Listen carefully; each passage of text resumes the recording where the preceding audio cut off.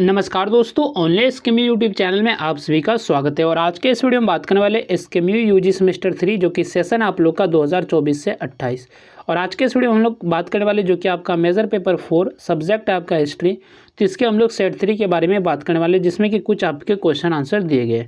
इसके पहले मैंने जो है प्रीवियस ईयर क्वेश्चन का 2 वीडियो और जो है सेट 1 सेट 2 का वीडियो बनाते हैं। तो इस तरह आपको जो है 4 वीडियो मैंने प्रोवाइड कर दिए थे मेजर पेपर 4 हिस्ट्री का। और ये जो आपका लास्ट वीडियो रहने वाला और ये आपका सेट 3 रहने वाला है।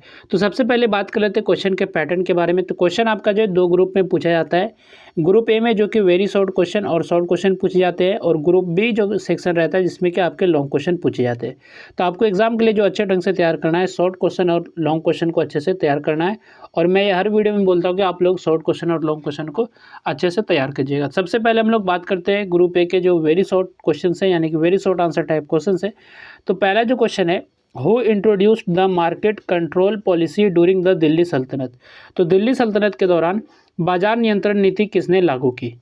तो इसका उत्तर है अलाउद्दीन खिलजी ने दिल्ली सल्तनत के दौरान बाजार नियंत्रण नीति लागू की।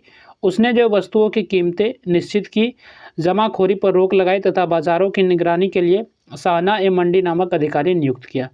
तो अलाउद्दीन खिलजी ने जो है बाजार नियंत्रण नीति लागू की थी, और उसने जो है खाने पीने की चीज़ों, कपड़ों, घोड़ों और जो अन्य वस्तुओं की कीमतें तय कर दी।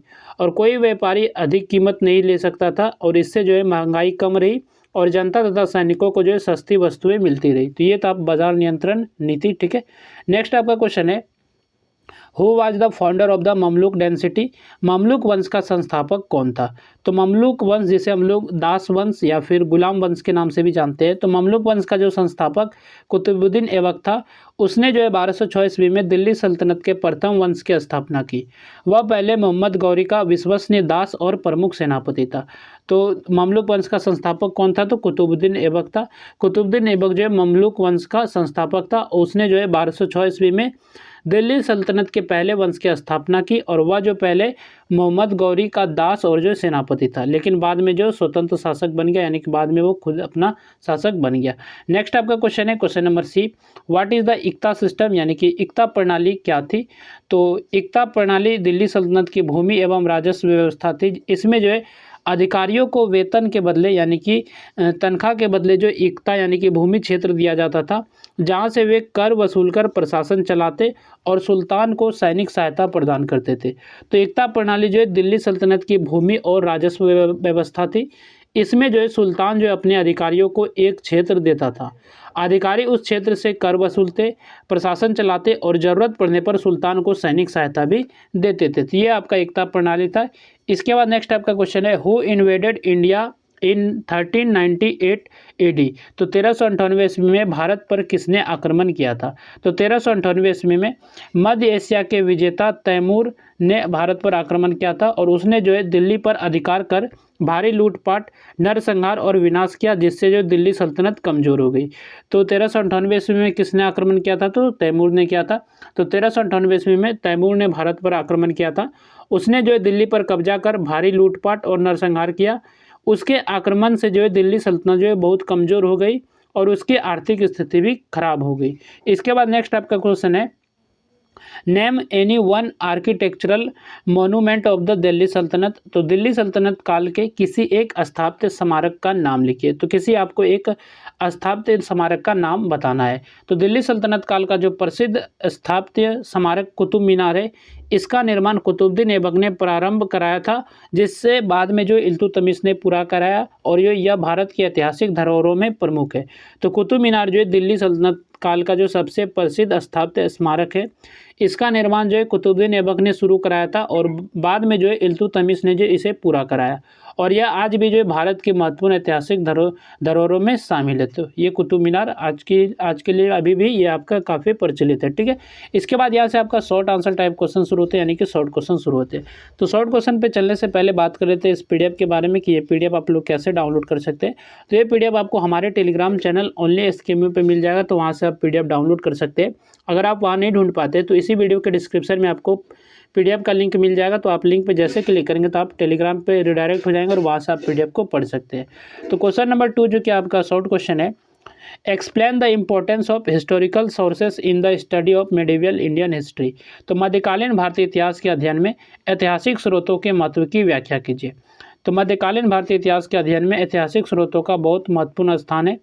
इन्हीं स्रोतों के आधार पर इतिहासकार उस समय की राजनीतिक, सामाजिक, आर्थिक, धार्मिक और सांस्कृतिक परिस्थितियों की सही जानकारी प्राप्त करते हैं। यदि ऐतिहासिक स्रोत उपलब्ध ना हो तो किसी भी काल का इतिहास प्रमाणिक रूप से लिखना संभव नहीं है। इसलिए जो ये इसका खास महत्व है ऐतिहासिक स्रोत का। मध्यकालीन भारत के प्रमुख स्रोतों में जो फारसी ग्रंथ, विदेशी यात्रियों के विवरण, शिलालेख, सिक्के, स्थापत्य, स्मारक, अभिलेख तथा साहित्यिक रचनाएं शामिल है। और इन स्रोतों से शासकों के शासन, युद्धों, प्रशासन, कर व्यवस्था, समाज, व्यापार और धार्मिक जीवन के बारे में महत्वपूर्ण जानकारी मिलती है। इतिहासकार जो है इन सभी स्रोतों को तुलना करके घटनाओं की सत्यता की जांच करते हैं। उदाहरण के लिए तबकात-ए-नासरी, तारीख-ए-फिरोज शाही, किताब-उल-हिंद और इब्न बतूता के यात्रा वृत्तांत से दिल्ली सल्तनत की अनेक महत्वपूर्ण जानकारियाँ प्राप्त होती है।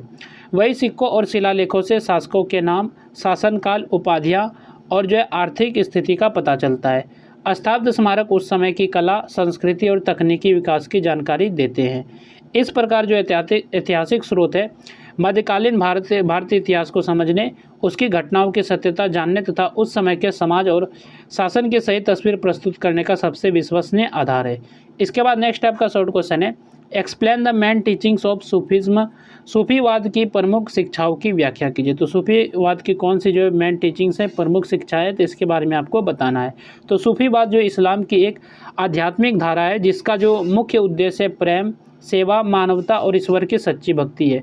सूफी संतों का विश्वास था कि ईश्वर तक पहुंचने का सबसे अच्छा मार्ग प्रेम, दया और जो अच्छे कर्म है। उन्होंने बाहरी दिखावे और धार्मिक कट्टरता का विरोध किया तथा सरल और सादा जीवन अपनाने पर बल दिया।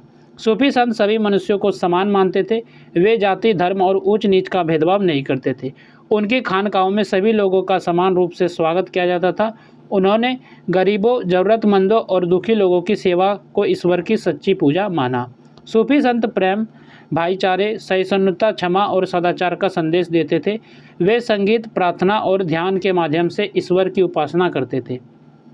ख्वाजा मोइनुद्दीन चिश्ती, निज़ामुद्दीन औलिया और जो बाबा फरीद जैसे संतों ने समाज में शांति और सद्भाव फैलाने का कार्य किया। ये सभी जो है इनके इस प्रकार जो है सूफीवाद ने धार्मिक सहिष्णुता, मानवता, सामाजिक समानता और आपसी प्रेम को बढ़ावा देकर मध्यकालीन भारतीय समाज पर गहरा प्रभाव डाला। इसके बाद यहाँ से आपका ग्रुप बी का सेक्शन शुरू होता है जिसमें कि लॉन्ग आंसर टाइप क्वेश्चन है, यानी कि लॉन्ग क्वेश्चन है। तो क्वेश्चन नंबर 4 आपका लॉन्ग क्वेश्चन है, explain the historical writing and sources for the history of the Delhi सल्तनत। तो दिल्ली सल्तनत के इतिहास लेखन एवं उसके स्रोतों की व्याख्या कीजिए। तो ये आपका क्वेश्चन नंबर 4 है।